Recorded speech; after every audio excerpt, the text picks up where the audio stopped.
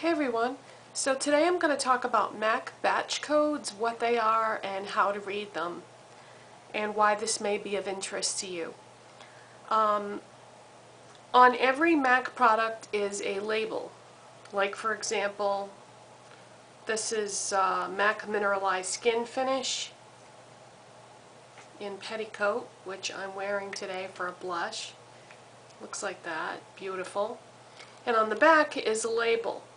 And it just says like the name of the product and what color it is and how much does it weigh and so on and so forth. But also on every one of these labels is a batch code, and that just tells MAC when the product was made. I'm going to show you this because it'd be easier for you to read. On some of them it's actually printed in black just like the label, but on others it's like stamped in and it's sort of translucent and difficult to read. So on this one here, this is one of the eyeshadows that I have on today, Pink Venus. And see how it says A70 on the bottom? Hopefully my camera is focusing. Well, what that means is it's batch A, which I have yet to see one that doesn't say A. I'm sure somewhere out there is a B, but I have not seen one. And then 70 means that it was made in July of the year 2000. So the 7 stands for July and the 0 stands for the year 2000. So if you had one that said like A99, then that would be batch A, and it will have been made in the month of September and in the year 2009. Now 1 through 9 would be January through September, but if it's October, November, or December, then they started assigning it by letters like A, B, and C. So A is October, B is November, and C is December. But you know what? That doesn't really matter. I mean, who cares what month it was made, right? What really matters is what year it was made. And the reason why all this came up, or what got me thinking about it is, you know that Fiber Rich mascara I bought that I was going to review?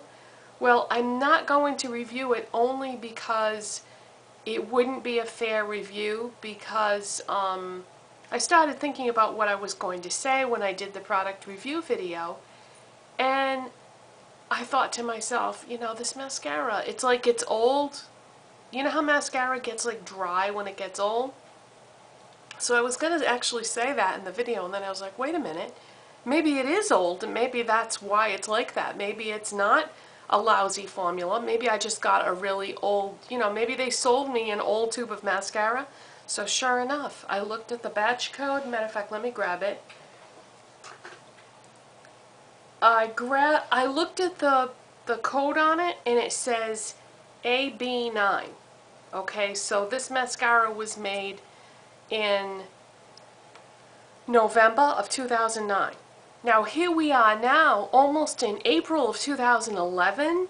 So they're selling me a mascara that's almost 2 years old. This MAC store that I went to is at a mall, which is like 2 hours, 200 miles away from here, so I can't return it and say, hey. And I can't return it to where I buy MAC locally because the only thing I have around here is counters, and if you buy something at a MAC store, you can't return it to a MAC counter because, for example, the MAC counter that I go to the most is at Macy's, and that counter is more or less owned by Macy's. So Macy's and MAC, they're working like as a partnership, but anyways, you can't, if you buy something at the MAC store, you can't return it to a MAC counter. You have to buy it, bring it, return it to a MAC store. And I don't have any around here, and I'm certainly not going to drive 2 hours just to return this mascara because it wouldn't be worth it, because it would cost me, you know, probably as much for gas or more. So anyways, I'm not going to be able to review this mascara because that's why I think it is the way it is because it's just old. I am still going to review the foundation though. But anyways, back to batch codes.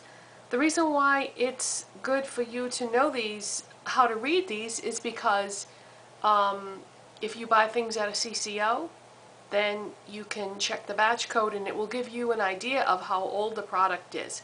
Now, a lot of times it doesn't even matter.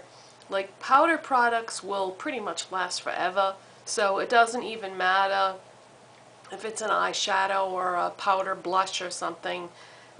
It's going to be fine, you know. But when it comes to liquid things, you know, you may want to take that into consideration, because if you're buying a lip gloss or a lipstick or, you know, any kind of cream-based product, you may want to take into consideration how long it's been before the CCO got it, and then how long it's been sitting around at the CCO.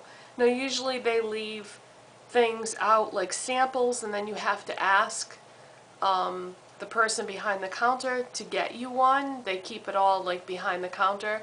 But, you know, before they ring it up, you can open that box up and look at it and see if you want to know. But chances are the sample one that they have is going to have the exact same code on it as the one that they're selling you. So that would be a good indication. Just look at the sample one. But yeah, so I thought that you might find this interesting. And some things also, I just remembered something else I wanted to say about that whole CCO thing. There is an exception to the rule when it comes to liquid versus dry, and that is nail polish. MAC nail polish is very inconsistent in its quality. Sometimes you can get a bottle and it'll be terrific. It'll just go on like a dream. Then other times you get it and you have to fight with it.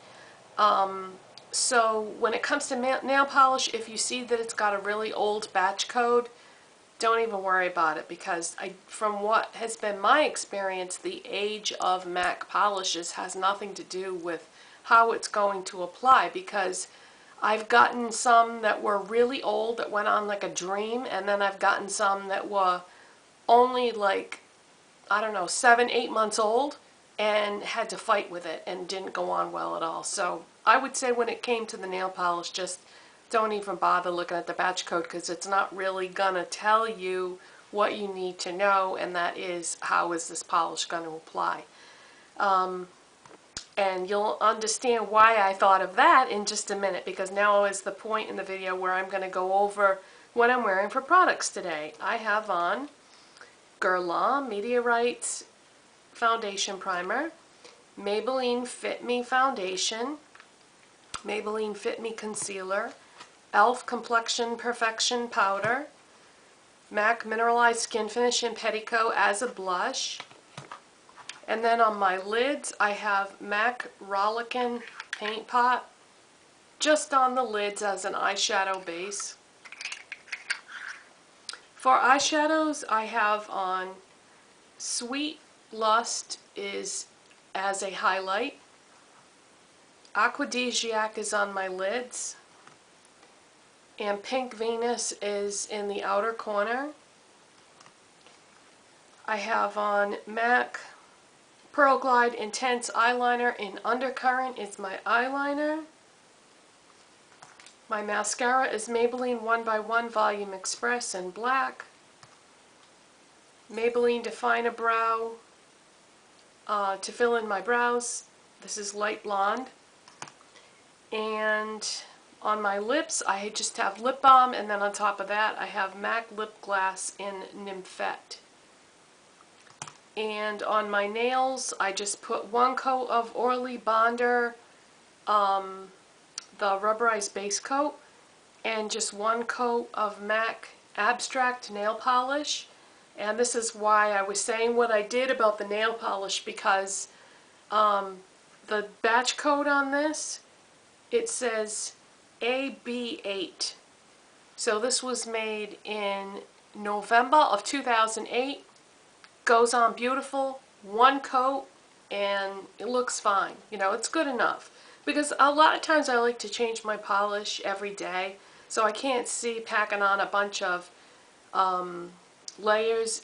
Sometimes I do, sometimes I'll do the whole thing, like base coat, 2 coats of polish, top coat, if I want it to last. But if I know I'm not going to be busy over the next few days, then I'll just put one coat of base coat and then one coat of polish. But This is a really pretty color, and I got this at the CCO, and I see it there all the time, and I highly recommend it because it goes on beautiful, and it's kind of like that peachy pink color, which is just like the Nymphette lip gloss and some of the eyeshadows that I'm wearing today, and the blush.